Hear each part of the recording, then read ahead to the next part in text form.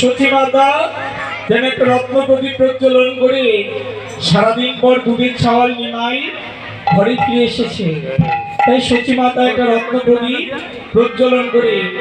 নিমাইয়ের সর্বাঙ্গ প্রদক্ষিণ করেছেন। যখনই সর্বাঙ্গ প্রদক্ষিণ করলেন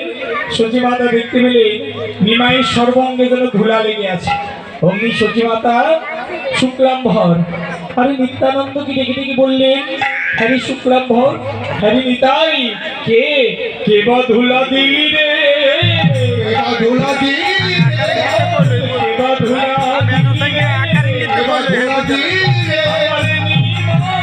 সোনা রঙে কে বা ধুলা দিলি রে, সোনা রঙে কে বা ধুলা দিলি রে, সোনা রঙে কে বা ধুলা দিলি রে, সোনা রঙে কে বা ধুলা দিলি রে, সোনা রঙে কে বা ধুলা দিলি রে, সোনা রঙে কে বা ধুলা দিলি রে। অমনি সতীমাতার এই কথা শুনি শুক্লাম্ভর আর নিত্যানন্দ সতীমাতাকে ডেকে ডেকে বললেন, ও মা, নিমাই তোমার একার সন্তান, পেটের ছাওয়াল বলে তাকিয়ে আছো, আর আমরা যে তোমায় মা বলে ডাকি, কই আমাদের দিকে তো একবার তাকালে না।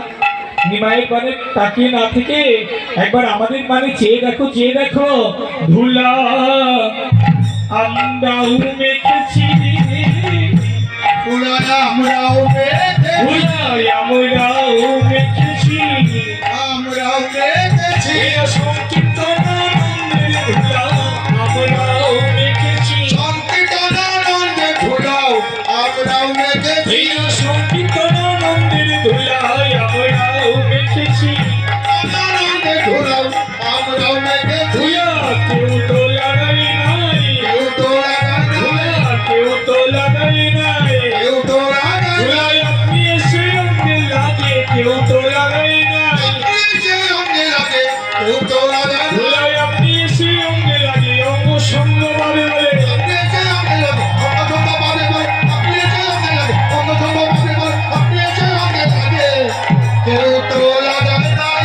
কথা কইতে পারে না, কথা কইতে পারে না, রসগন্ধ গদ গদ কথা কইতে পারে না,